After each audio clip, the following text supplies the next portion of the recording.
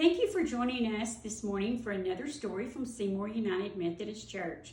We hope you've had a great week, and we hope that you'll enjoy the story this morning.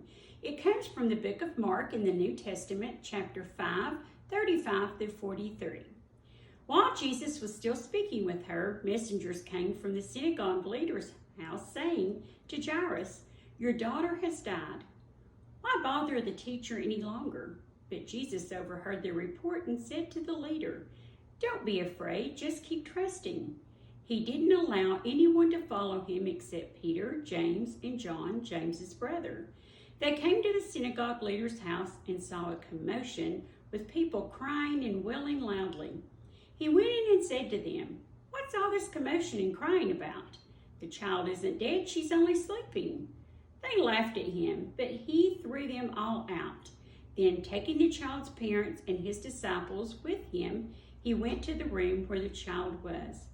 Taking her hand, he said to her, "Young woman, get up." Suddenly, the young woman got up and began to walk around. She was 12 years old, and they were shocked. He gave them strict orders that no one should know about what had happened. Then he told them to give her something to eat. In this story, to let you know a little bit about what was happening before he got to the house, Jairus had been with Jesus, and they had been out, as they were a lot of times, telling stories and healing the sick. And it had been one of those days, and there was a great crowd around Jesus. Well, while they were there, Jairus got very sad because he found out that his daughter had died.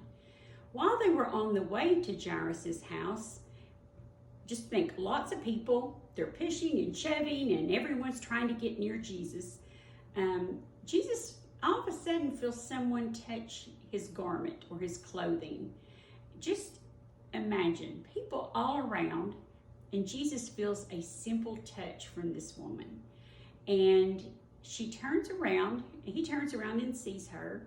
She's been sick for 12 long years, and she's a little bit embarrassed, the Bible says, but Jesus knows that she's sick and she needs healing. So Jesus heals her, and then he goes to Jairus, his friend's house. When he gets to the house, you can imagine how upset everyone is. This little girl who has been sick has died, and they've been waiting on Jesus to get there, but Jesus is too late. Jesus tells them that she's not really dead, she's just sleeping. And they kind of make fun of Jesus and laugh at him, and you know, they can't believe what he's saying. She's dead, she's gone. But Jesus, we know, can do anything. Jesus quietly went in, sat down, picked up her hand, and told her to get up, which she did. And they were all happy. They could not believe their eyes. Then he told them not to tell anyone what had happened. Wouldn't that be a hard secret to keep? Something so wonderful happens and you're told that you can't tell anybody? But this story is a great example of how sometimes when we think that God isn't listening, that God's not paying attention, that he knows all along what's going on in our lives, and that nothing that we say or do, or nothing that we might pray to him about, is a surprise to him. I've got a Bible verse for you, and I'm looking around, but I've got my Bible on my lap. The verse comes from Mark 5 through 36, and it says, "Do not be afraid, only believe." In this verse, basically, to me, what it says is that we shouldn't fear for anything. I know that's hard sometimes. It's hard for me because I'm a worry about everything. I'm a worry wart, as they call it. But you know, Jesus doesn't want us to worry. He wants us to trust him for everything. He wants us to trust him when we have a huge problem. As you know, our friend in the story did today, he was losing his daughter. She had already died, and he needed a miracle, and he got one for her to come back to life. If it's a big something like that, or sometimes if it's just a little bitty something that we're worrying about, or that, you know, is keeping us up at night, maybe we've heard something or we've seen something, that's making us worry. Jesus wants to hear about those things as well. The big things and the small things. He wants to hear about all of it from us, his children.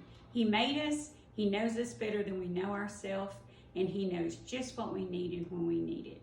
So we need to remember at all times to trust him and not worry like I do most of the time. We really hope that you've enjoyed our story. It's a story of hope, and in this day and time, I know it's hard when you can't see friends and everything, but I hope that you've enjoyed the story and that you have a wonderful week, and we will join you next week for another story.